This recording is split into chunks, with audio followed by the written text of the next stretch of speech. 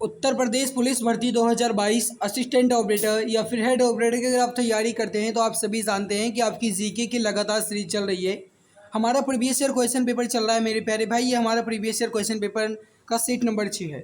कल किसी कारण से आपकी क्लास नहीं हुई थी, लेकिन आप सभी जानते हैं कि डेली क्लासेस हम आपकी ले रहे हैं क्योंकि अब आपके पास समय नहीं है और आपको गाइस और भी जी जान बड़ी शिद्दत के साथ लगना होगा। पूरा गाइस तैयारी करते रहिए, निश्चित है कि सिलेक्शन तो आपका होकर ही रहेगा। यहाँ पर देखो, ये हमारा सेट नंबर 6 है। इसके पहले हमने सेट नंबर 5 तक अच्छे से कंप्लीट कर लिया है। अगर आपने नहीं देखा तो आप चैनल की प्लेलिस्ट में जाकर के क्लास को अच्छे से देख सकते हैं। तो चलिए बिना किसी देरी के आज की इस बेहतरीन क्लास की शुरुआत करते हैं। माय डियर फ्रेंड्स, मैं आप सभी को बता दूं कि जो भी क्वेश्चंस आपके लिए लेकर आए जाते हैं, ये क्वेश्चंस यूपी पुलिस कांस्टेबल की प्रीवियस ईयर क्वेश्चन पेपर हैं और हमारा 2018 का सीरीज चल रहा है। मैं आपको यहाँ पर दिखा दूं, फिर आगे बात करते हैं।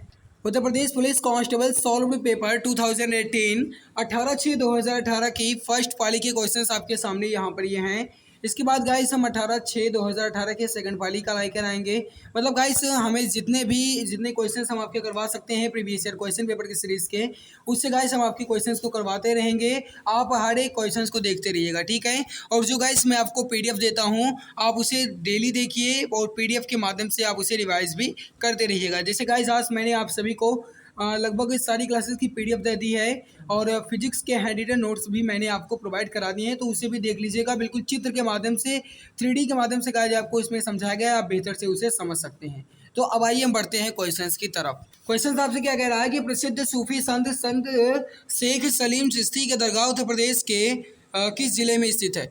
देखो मैं आपको बता दूं गाइस कि अकबर, जो गाइस अकबर का बेटा था, उसके गाइस अकबर के बेटे नहीं हो रहे थे, तो गाइस जो यहाँ पर शेख सलीम चिश्ती है, इन्होंने भविष्यवाणी की थी कि आपको बेटा जरूर होगा, ठीक है।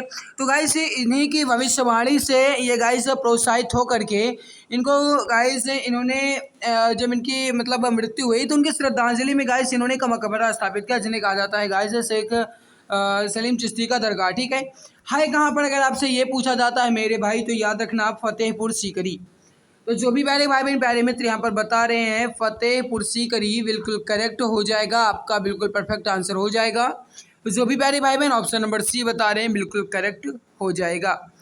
अगला है कि हिमालय का तीसरा सबसे बड़ा शिखर कौन सा है। इसका आंसर आप सभी को बताना है। हिमालय का तीसरा सबसे बड़ा शिखर कौन सा है, फटाफट आंसर दीजिए। परफेक्ट आंसर क्या हो जाएगा, जल्दी जल्दी आंसर देंगे सभी मित्र। परफेक्ट आंसर क्या हो जाएगा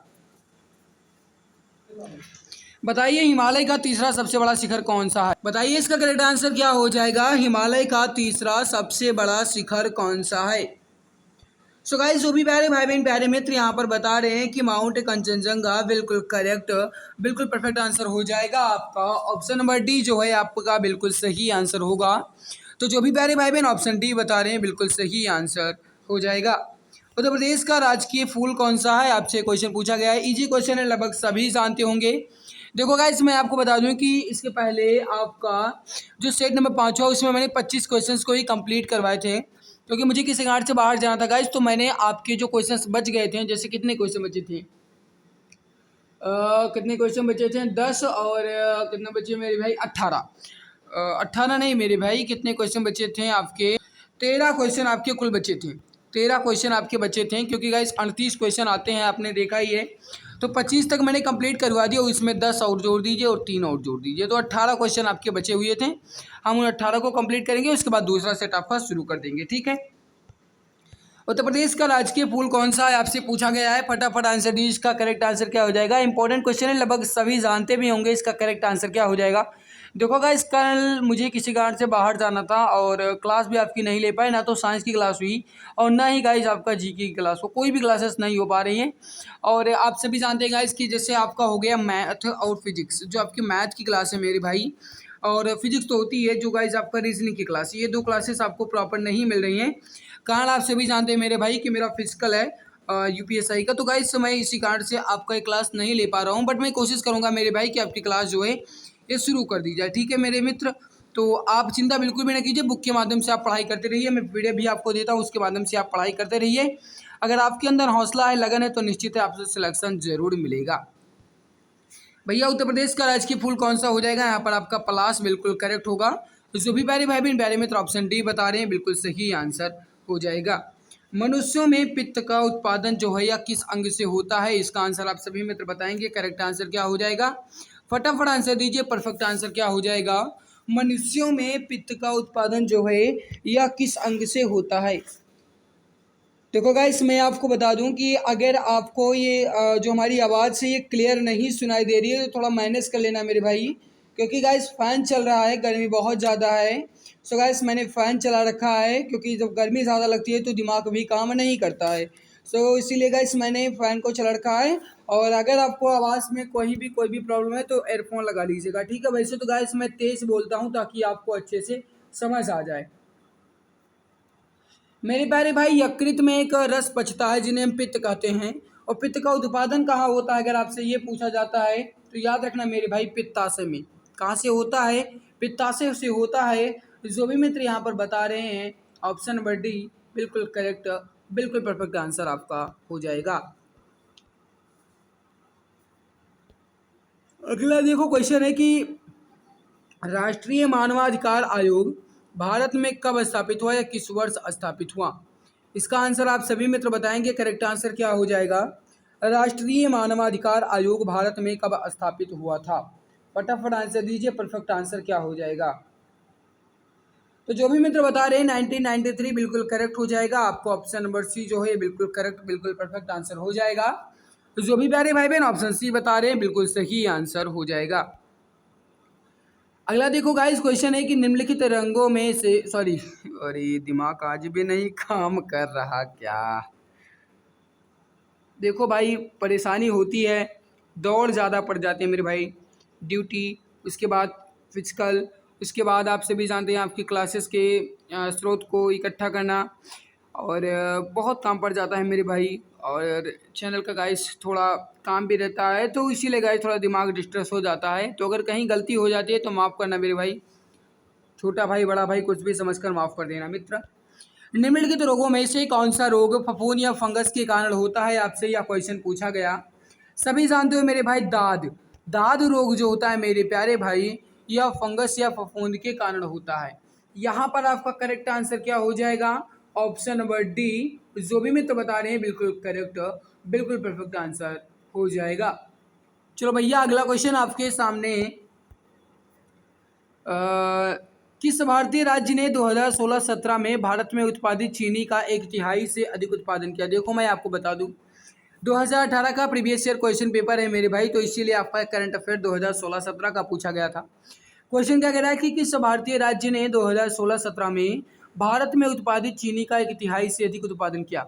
भैया सबसे पहले कौन था, इसके पहले हुआ था आपका महाराष्ट्र। बाद में गाइस महाराष्ट्र को पीछे छोड़ करके अपना प्यारा उत्तर प्रदेश आगे बढ़ गया चीनी के उत्पादन में। तो जो भी मित्र, जो भी प्यारे भाई बहन यहाँ पर बता रहे हैं ऑप्शन बी बिल्कुल करेक्ट हो जाएगा, बिल्कुल परफेक्ट आंसर हो जाएगा।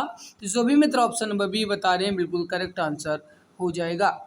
भारत के संविधान के मूल दस्तावेजों को किसके द्वारा हाथ से लिखा गया था।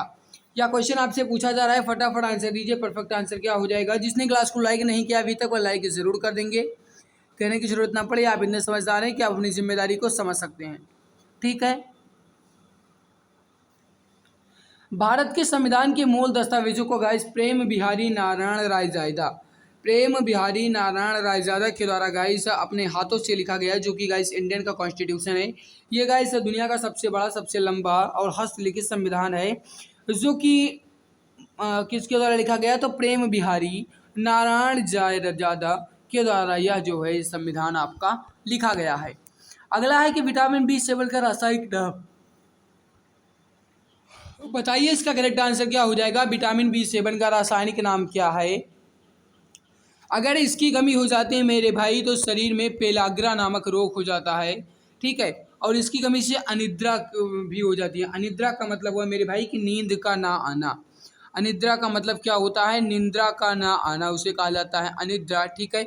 जैसे जब आप ज़्यादा चाय पियोगे गाइस तो वह आपको अनिद्रा रोग से ग्रसित कर सकती है। इसलिए कहते हैं कि चाय ज़्यादा बिल्कुल भी ना पियो। सुबह सुबह फ्रेश करने के लिए, अपने माइंड को फ्रेश करने के लिए आप 1 कप चाय पी सकते हो। और पूरा दिन ये नहीं कि 10 मिनट पर चाय लाइए, ये काम आपका नहीं होना चाहिए, ठीक है भैया। विटामिन B7 का रासायनिक नाम क्या है, या क्वेश्चन आपसे पूछा गया। बायोटीन यहाँ पर आपका बिल्कुल सही होगा। जो भी मित्र बता रहे हैं ऑप्शन बी बिल्कुल करेक्ट है, बिल्कुल परफेक्ट आंसर आपका हो जाएगा। हॉकी दिग्गज मेजर ध्यानचंद का जन्म जो है ये कहाँ हुआ था? सभी जानते होंगे, इसका करेक्ट आंसर क्या हो जाएगा? फटाफट आंसर दीजिए, जल्दी जल्दी आंसर दीजिए सभी मित्र, करेक्ट आंसर क्या हो जाएगा?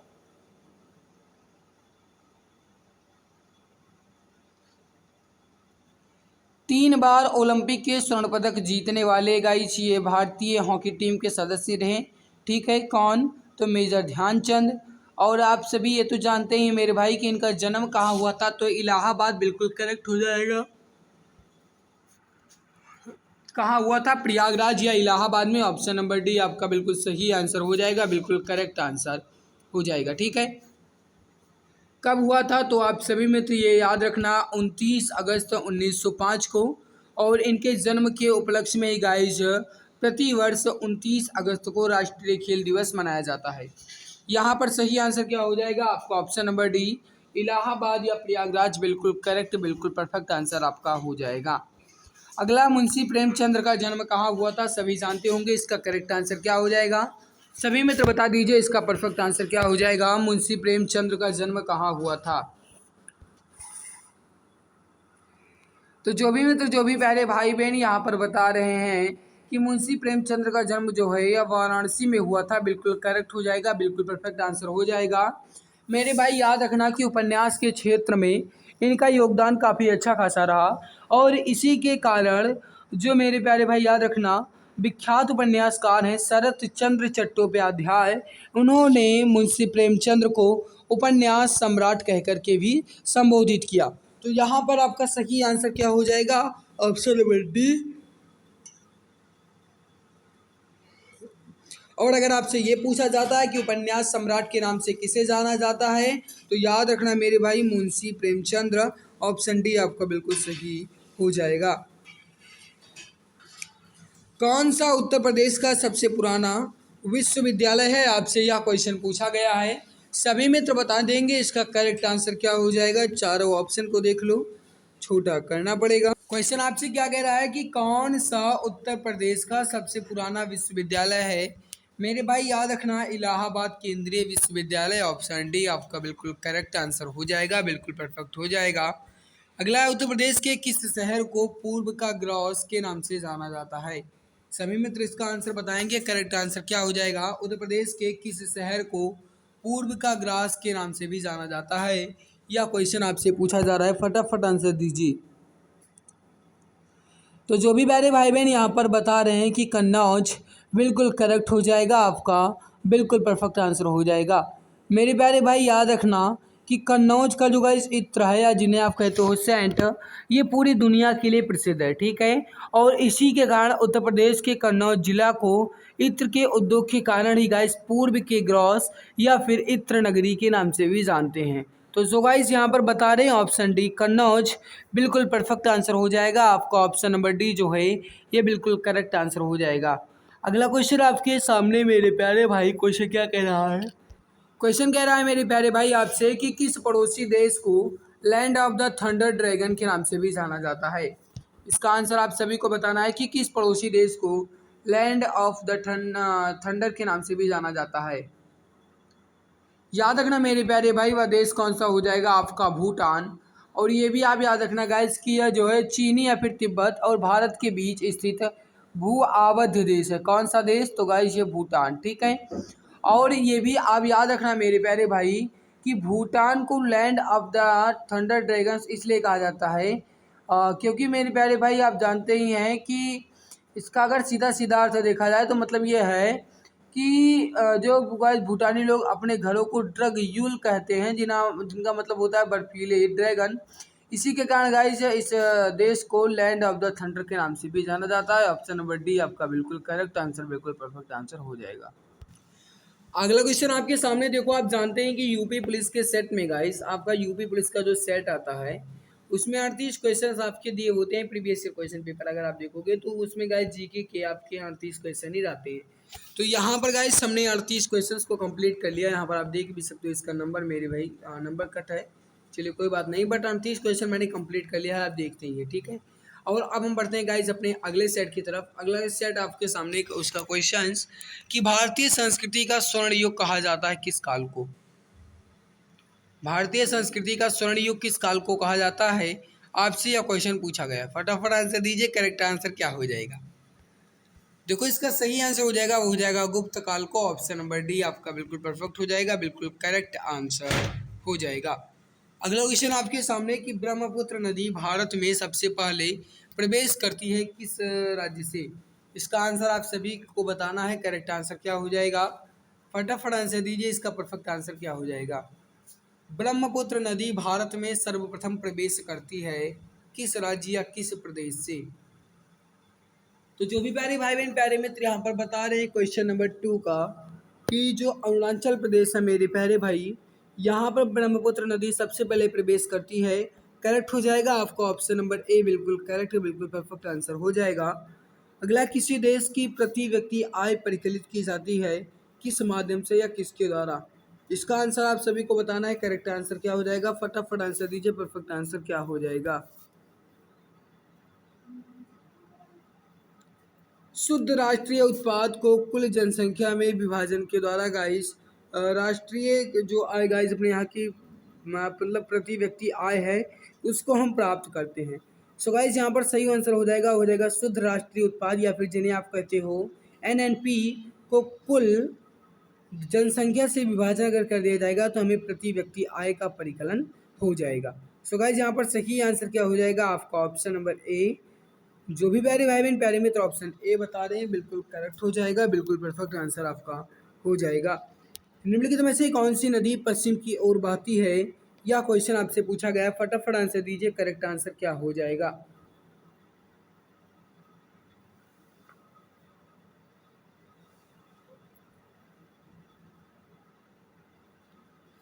मेरे भाई फटाफट आंसर दीजिए। देखो गाइस, कौन सी नदी पश्चिम की ओर बहती है यानी पूरब से पश्चिम की ओर बहती है? तो नर्मदा और ताप्ती।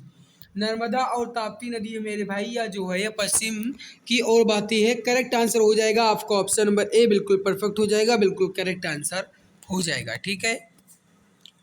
भारत में किसने आमदनी पर कर की शुरुआत की थी? इसका आंसर आप सभी को बताना है। भारत में किसने आमदनी पर कर की शुरुआत की थी? फटाफट आंसर दीजिए, परफेक्ट आंसर क्या हो जाएगा? जल्दी जल्दी आंसर दीजिए सभी प्यारे भाई बहन। तो इसका करेक्ट आंसर हो जाएगा, हो जाएगा जेम्स विल्सन के द्वारा। ऑप्शन नंबर सी आपका बिल्कुल करेक्ट हो जाएगा। वर्ष 1931 के कांग्रेस के कराची अधिवेशन के लिए मौलिक अधिकारों का प्रस्ताव का प्रारूप जो है यह किसने तैयार किया था? इंपॉर्टेंट क्वेश्चन है गाइस, भले ही आपको टफ लगे लेकिन इंपॉर्टेंट बहुत है। सो गाइस, आप सभी मित्र से रिक्वेस्ट करता हूं कि आप इसका स्क्रीनशॉट जरूर ले लेना। 1931 के कांग्रेस के कराची अधिवेशन के लिए मौलिक अधिकारों के प्रस्ताव का जो गाइस प्रारूप है यह किसने तैयार किया था, यह आपसे यह क्वेश्चन पूछा जा रहा है। सही आंसर हो जाएगा, वो हो जाएगा जवाहरलाल नेहरू जी ने। ऑप्शन नंबर सी आपका बिल्कुल करेक्ट, बिल्कुल परफेक्ट आंसर हो जाएगा। अगला, शास्त्रीय नृत्य ओडिसी जो है यह किस प्रदेश का है? इसका आंसर आप सभी मित्र को बताना है, करेक्ट आंसर क्या हो जाएगा? फटाफट आंसर दीजिए, परफेक्ट आंसर क्या हो जाएगा? भैया जब ओडिसी लिखा गया मतलब इसका कि उड़ीसा का प्रसिद्ध नृत्य हो जाएगा। तो यहाँ पर सही आंसर क्या हो जाएगा आपका? ऑप्शन नंबर ए बिल्कुल करेक्ट आंसर, बिल्कुल परफेक्ट आंसर हो जाएगा। अगला, निम्नलिखित में से कौन सा नगर सुप्रियर झील पर स्थित है? इसका आंसर आप सभी को बताना है। एक मिनट, इसका आंसर आप सभी को बताना है। क्वेश्चन क्या कह रहा है कि निम्नलिखित में से कौन सा नगर सुप्रियर झील पर स्थित है? फटाफट आंसर दीजिए, इसका करेक्ट आंसर क्या हो जाएगा? बताइए इसका करेक्ट आंसर क्या हो जाएगा? कौन सा नगर सुप्रियर झील पर स्थित है? करेक्ट आंसर हो जाएगा डुलूथ नगर। ऑप्शन नंबर डी आपका बिल्कुल करेक्ट हो जाएगा। अगला क्वेश्चन आपके सामने कि उत्तर प्रदेश में कृषि उत्पादन बढ़ाने में कौन कौन से कारक सबसे अधिक प्रभावी हैं? बताइए इसका करेक्ट आंसर क्या हो जाएगा मेरे प्यारे भाई? कृषि के उत्पादन को बढ़ाने के लिए उन्नत किस्म के बीजों का बढ़ता प्रयोग, ये जो है मेरे प्यारे भाई सबसे अधिक उत्पादन बढ़ाने के लिए प्रभावी है। ऑप्शन नंबर ए आपका बिल्कुल करेक्ट होगा, बिल्कुल परफेक्ट आंसर हो जाएगा। ए आंसर आपका बिल्कुल सही आंसर हो जाएगा। पारिस्थितिकी निम्नलिखित के बीच पारस्परिक संबंधों का अध्ययन है, मतलब पारिस्थितिकी के अंतर्गत हम किसका अध्ययन करते हैं? आपसे यह क्वेश्चन पूछा गया है, फटाफट आंसर दीजिए। तो जो भी प्यारे भाई बहन बता रहे हैं कि जीव और वातावरण, बिल्कुल करेक्ट हो जाएगा। आपका ऑप्शन नंबर ए बिल्कुल परफेक्ट आंसर हो जाएगा। भारत में दीर्घकालीन राजकोषीय नीति की घोषणा किस वित्त मंत्री द्वारा की गई है? इसका आंसर आप सभी को बताना है। भारत में दीर्घकालीन राजकोषीय नीति की घोषणा किस वित्त मंत्री द्वारा की गई? तो जो भी प्यारे भाई बहन बता रहे हैं कि बीपी सिंह के द्वारा, बिल्कुल करेक्ट आंसर हो जाएगा। आपका ऑप्शन नंबर ए जो है ये बिल्कुल परफेक्ट आंसर हो जाएगा। अगला है कि हल्दी घाटी की लड़ाई जो है यह किनके बीच लड़ी गई थी? इसका आंसर आप सभी को बताना है। परफेक्ट आंसर क्या हो जाएगा? हल्दी घाटी की लड़ाई जो है यह किनके बीच लड़ी गई थी? आपसे यह क्वेश्चन पूछा जा रहा है। तो जो भी प्यारे भाई बहन प्यारे मित्र यहाँ पर बता रहे हैं कि अकबर और राणा प्रताप सिंह के द्वारा, तो बिल्कुल करेक्ट आंसर हो जाएगा। महाराणा प्रताप और अकबर के मध्य यह लड़ाई लड़ी गई। सही आंसर हो जाएगा आपका ऑप्शन नंबर सी बिल्कुल परफेक्ट हो जाएगा। हवालात में एक बार में एक साथ रखे जाने वाले बंदियों की संख्या कौन निर्धारित करता है? थोड़ा दिमाग लगाओगे आंसर आपका आसानी से आ जाएगा। मेरे भैया याद रखना, जो एसपी होते हैं गाइस वही इन बंदियों की संख्या को निर्धारित करते हैं। ऑप्शन नंबर सी आपका बिल्कुल करेक्ट हो जाएगा। वैश्विक स्तर पर मानव अधिकारों की घोषणा, या फिर कहा जाए गाइस तो universal declaration of human rights का वैधानिक रूप क्या है? जो भी प्यारे भाई बहन अभी तक क्लास को लाइक नहीं किए हैं वो लाइक ज़रूर कर देंगे, क्योंकि गाइस बड़ी मेहनत लगती है क्लास को लाने में। तो आप सभी मित्र से मैं रिक्वेस्ट करता हूँ कि क्लास को लाइक ज़रूर कर दीजिएगा।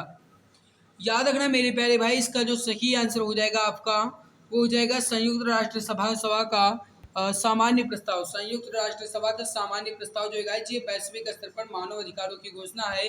ऑप्शन नंबर ए आपका बिल्कुल करेक्ट हो जाएगा। भारत में सशस्त्र बलों का सुप्रीम कमांडर कौन है?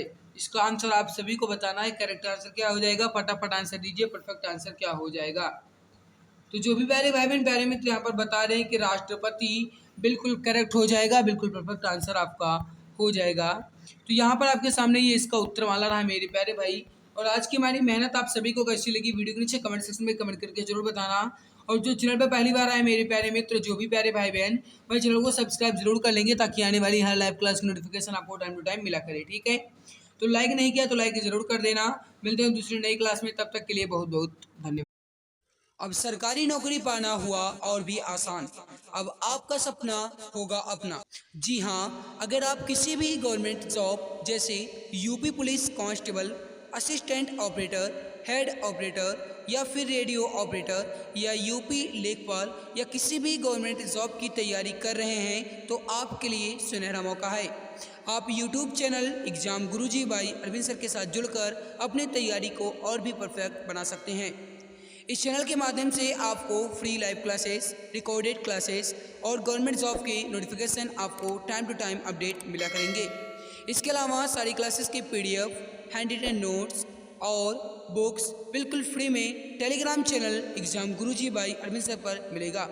इसके लिए आप टेलीग्राम पर सर्च करें exam Guruji by Arvind sir और फाइल वाले ऑप्शन पर क्लिक करके हर एक क्लास की पीडीएफ, हैंड रिटन नोट्स एवं बुक्स को बिल्कुल फ्री में पा सकते हैं। गाइस, अगर आप मुझे इंस्टाग्राम पर फॉलो करना चाहते हैं तो इंस्टाग्राम पर सर्च करें अरविंद जायसवाल 000 और वहां पर भी मुझे डीएम कर सकते हैं। कोई भी समस्या है तो वहां पर भी आप मुझसे संपर्क करना चाहते हैं तो संपर्क कर सकते हैं। इसके अलावा अगर आप फेसबुक पेज को लाइक करना चाहते हैं तो exam Guruji by Arvind sir के नाम से फेसबुक पेज है, उसको भी आप लाइक एवं फॉलो कर सकते हैं। तो मेरे प्यारे भाई बहन, आप जुड़े रहिए exam Guruji by Arvind sir के साथ, क्योंकि अब आपका सपना होगा अपना। एक सीट कंफर्म है, अब की बार सरकारी नौकरी तुम्हारे हाथों में होगी।